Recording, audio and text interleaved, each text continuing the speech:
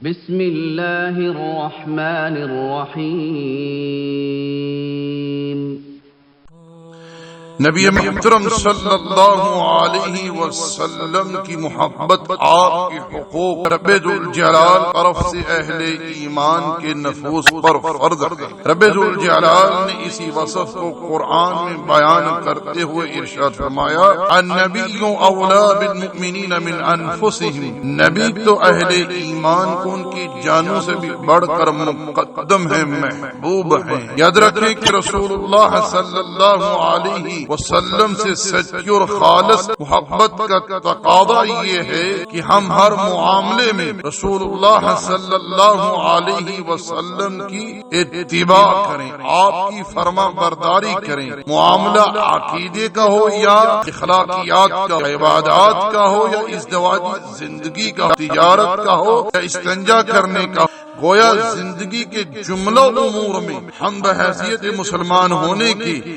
نبی علیہ السلام کی فرما برداری کریں، آپ کی اتباع کریں۔ رسول اللہ صلی اللہ علیہ وسلم نے جن امور کے کرنے کا حکم دیا ہے قدر استطاعت ان کو بجا لایا جائے، اور جن چیزوں سے منع فرمایا ہے ان سے رکا جائے۔ رسول اللہ صلی اللہ علیہ وسلم نے جن امور کی خبر دی ہے ان کی تصدیق کی جائے۔ اپنی جان سے، مال سے، اولاد سے، والدین سے، دنیا کی ہر شے سے بڑھ کر نبی محترم صلی اللہ علیہ وسلم سے محبت کی جائے۔ نبی محترم صلی اللہ علیہ وسلم کے اخلاق حمیدہ،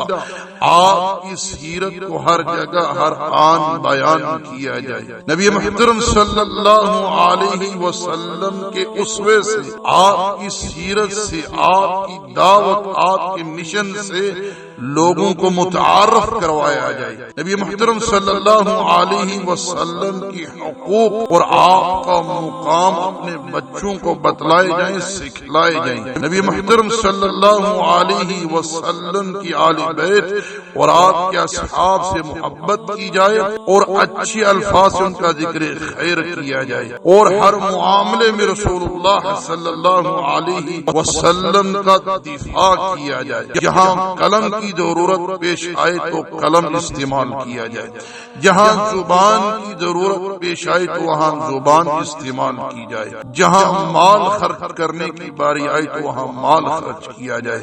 جہاں جان کا نذرانہ پیش کرنے کا وقت آئے تو وہاں جان کا نذرانہ پیش کر دیا جائے۔ گویا کہ ہر جگہ ہر آن اپنے پیارے پیغمبر جناب محمد رسول اللہ صلی اللہ علیہ وسلم کی ذات کا، آپ کے منصب کا، آپ کے مقام کا، آپ کی عزت کا دفاع کیا جائے، اور کثرت سے رسول اللہ صلی اللہ علیہ وسلم پر درود بھیجا جائے۔ یاد رکھیں کہ کفار میں جو لوگ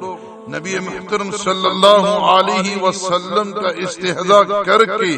اہل ایمان کی اسلامی اور ایمانی غیرت کو للکارتے ہیں، اللہ جل وعلا ایسے ہی لوگوں کے متعلق اپنے پیارے پیغمبر علیہ السلام اور اہل ایمان کو تسلی دیتے ہوئے ارشاد فرماتا ہے، انا کفیناک المستہزئین، بے شک پیارے پیغمبر علیہ السلام ان استہزاء کرنے والوں کے لیے ہم ہی آپ کی طرف سے کافی ہیں۔ اسی طرح رب ذوالجلال تقدس و تعالی نے ایک اور مقام پر ارشاد فرمایا، ان الذين يؤذون الله ورسوله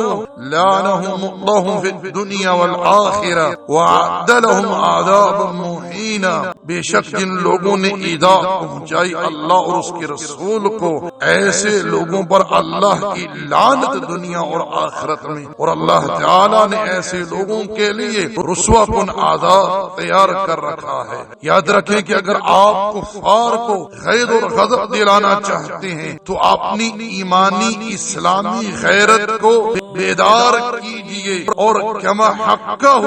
نبی محترم صلی اللہ علیہ وسلم سے سچی اور خالص محبت کا